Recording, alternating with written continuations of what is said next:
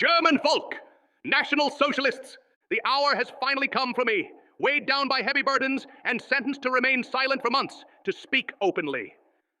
When on September 3rd, 1939, the German Reich received the English declaration of war, the British attempted again to foil the consolidation and rise of Europe by fighting the strongest power on the continent. This is how England once destroyed Spain in many wars. This is how it waged war against Holland. This is how, with the help of all Europe, it later fought France. And this is how, at the turn of the century, it began the encirclement of the German Reich. And then in the year 1914, it began the World War. It was only because of its inner discord that Germany was defeated in the year 1918. What followed was terrible. First, they claimed hypocritically that they were only fighting the Kaiser and his regime. Then, after the surrender of the German army, the systematic destruction of the German Reich was started. While the prophecies of a French statesman that there were 20 million too many people in Germany, that is, people who had to be eliminated by hunger, disease, or emigration, seemed to become literally true, the National Socialist movement began its work of uniting the German folk and thereby initiating the rise of the Reich. This new rising up of our folk from need, misery, and shameful contempt was a sign of a purely inner rebirth. England, in particular, was neither concerned nor threatened by this. In spite of this, a new policy of encirclement, seething with hatred, immediately set in again against Germany.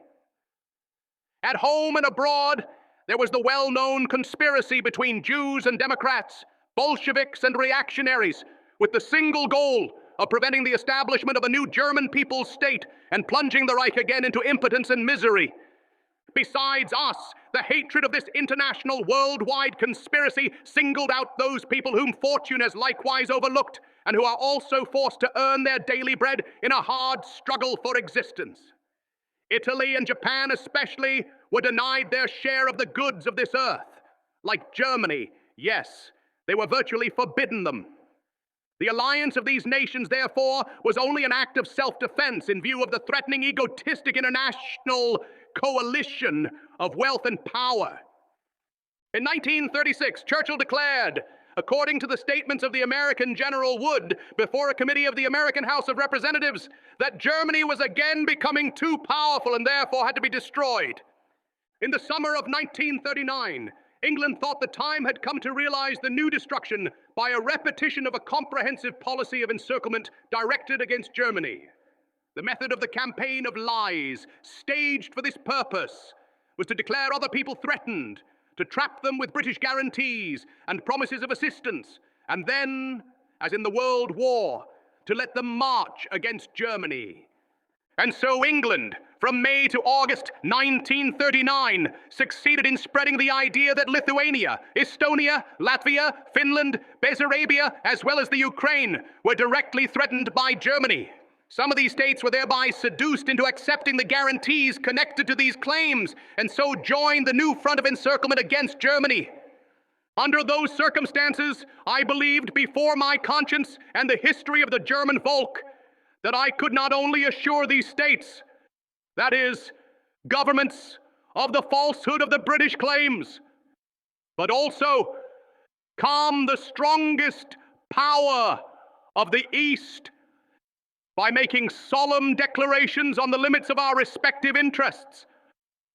National Socialists, probably all of you felt that this step was bitter and difficult for me. Never has the German folk harbored feelings of animosity against the people of Russia. Alas, for over 2 decades, the Jewish Bolshevik rulers have labored from Moscow to set afire not only Germany, but also all of Europe. Never has Germany attempted to carry its National Socialist ideology into Russia.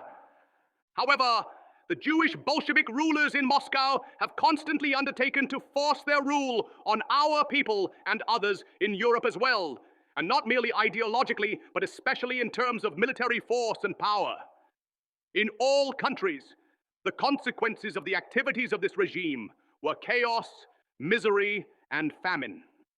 In contrast to that, I strove in the past 2 decades to achieve a new socialist order in Germany, with a minimum of intervention and without destroying our production, a new socialist order that not only eliminated unemployment, but also increasingly let the profit from the work go to the working man.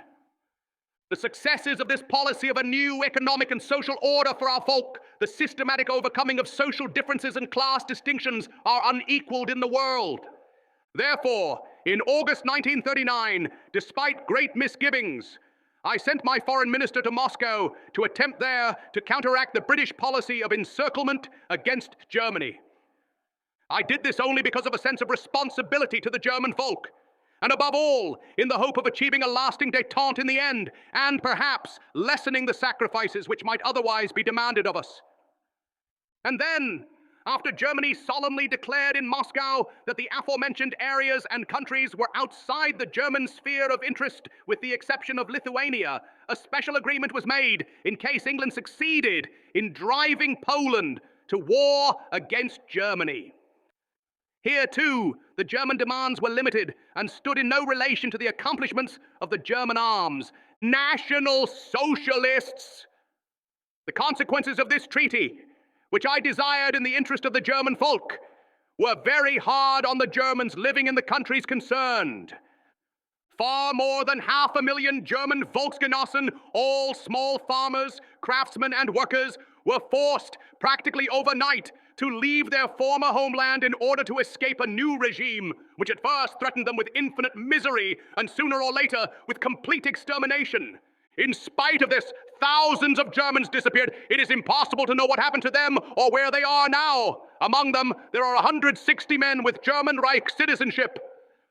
I remained silent about all this because I had to remain silent. After all, it was my wish to bring about a détente for good and, if possible, a lasting settlement with this state. However, as soon as we advanced into Poland, the Soviet rulers suddenly claimed Lithuania in violation of the treaty. The German Reich never intended to occupy Lithuania. Not only did it not make any such demand on the Lithuanian government, on the contrary, it also declined a request by the Lithuanian government at the time to send German troops to Lithuania for that purpose, as this did not correspond with the goals of the German policy. In spite of this, I yielded to this new Russian demand. However, this was only the beginning of constantly new extortions, which since then have been repeated time and again. The victory in Poland, exclusively secured by German troops, induced me to direct a new offer of peace to the Western powers.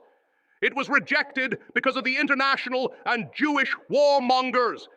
Already at that time, the cause of this rejection was that England was still hoping to mobilize a European coalition against Germany, including the Balkans and Soviet Russia. And so they decided in London to send Ambassador Cripps to Moscow. He received clear instructions to enter again into diplomatic relations with Soviet Russia and to develop them in the interest of England. The English press reported on the progress of this mission for as long as tactical reasons required. In the autumn of 1939 and the spring of 1940, the first consequences became apparent. While Russia undertook to subjugate not only Finland militarily, but also the Baltic states, it all of a sudden tried to justify doing so with the mendacious and ridiculous claim that it had to protect these countries from, that is, to prevent an external threat. No power other than Germany could penetrate these areas along the Baltic Sea or wage war there. In spite of this, I had to remain silent. But the ruling powers in the Kremlin immediately went a step further. While, in the spring of 1940, Germany withdrew its armed forces far behind the eastern frontier in the spirit of the so-called Friendship Pact, thereby virtually clearing most of these areas of German troops, Russian forces immediately began to deploy to such an extent that this could only be seen as a deliberate threat to Germany. According to a personal statement made by Molotov at the time, 22 Russian divisions were in the Baltic states alone. Since the Russian government always maintained that it had been called in by the local population, The purpose of its presence there could only be a demonstration against Germany. While from May 10th, 1940 on, our soldiers broke the French-British power in the West, the Russian concentration along our eastern front continued in an increasingly dangerous degree. From August 1940 on, therefore, I believed that, in the interest of the Reich, I could not any longer leave our eastern provinces, which have so often been devastated in the past, unprotected from this colossal concentration of Bolshevik divisions. This brought about what the Anglo-Soviet cooperation aimed for, namely to tie down strong German forces in the east, so that, especially in terms of the war in the air, a conclusive end of the war in the west would no longer be possible for the German leadership. This was not only the goal of the British, but also of the Soviet policy. England, as well as Soviet Russia, intend to let this war last as long as possible in order to weaken Europe and to make it increasingly impotent. The alarming Russian attack on Romania ultimately served the purpose of getting hold of an important element of the economic life not only of Germany, but also of all Europe, and possibly destroying it. However, it was the German Reich which, from the year 1933 on, strove with infinite patience to win the states of southeastern Europe as trading partners. Therefore, we had the greatest interest in their internal governmental consolidation and order. Russia's invasion of Romania and Greece's political ties with England threatened to transform these areas shortly into a theater of war, too. Contrary to our principles and customs, at that time I directed an urgent appeal to the Romanian government, which itself was responsible for this development, and I advised it to yield to the Soviet extortion for the sake of peace and to cede Bessarabia. The Romanian government believed that it could tolerate this before its own people only if Germany and Italy gave a guarantee that the continuing existence of the remainder would not be disputed. I did this with a heavy heart, because after all, if the German Reich gives a guarantee, this means it will vouch for it. We are neither Englishmen nor Jews.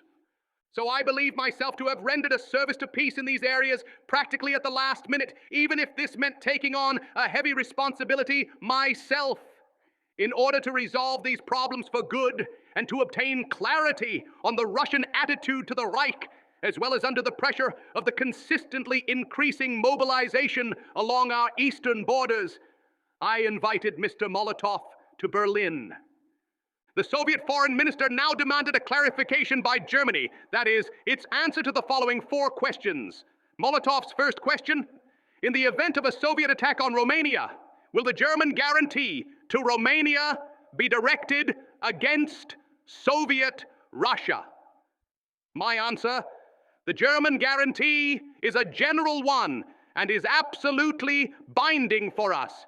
Russia has never informed us that, apart from Bessarabia, it has any interest in Romania. The occupation of northern Bukovina has already violated this assurance. Therefore, I do not believe that Russia could suddenly have further intentions against Romania. Molotov's second question: Russia again feels threatened by Finland. Russia is determined not to tolerate this. Is Germany ready not to assist Finland in any manner, and in particular, immediately to withdraw the German troops that are marching through it to Kirkenes for replacement? My answer: as before, Germany has no political interests in Finland. A new war by Russia against the small Finnish people cannot be regarded as tolerable by the German Reich government, all the more so as we cannot believe that Finland is threatening Russia. However, we do not wish the Baltic Sea to become a theater of war again. Molotov's third question: is Germany willing to agree to Soviet Russia's extending a guarantee to Bulgaria and sending Soviet troops into Bulgaria for this purpose? He, Molotov, also wished to declare, for example, that the Soviets did not intend to eliminate the king on this occasion. My answer: Bulgaria is a sovereign state, and I do not know whether, unlike Romania, Bulgaria has even requested such a guarantee from Soviet Russia. Besides this, I will have to talk with my allies about this matter. Molotov's fourth question: Soviet Russia, in any event, needs free transit through the Dardanelles. To protect it, Russia requires the occupation of strongholds along the Dardanelles, that is, at the Bosporus. Will Germany agree to this or not? My answer: Germany is prepared to give its consent at any time to a change in the status of Montreux in favor of the Black Sea states. Germany is not willing to agree to Russia's taking possession of bases along the straits. National Socialists, I assumed an attitude here which I had to assume not only as the accountable Führer of the German Reich, but also as the responsible representative of European culture and civilization.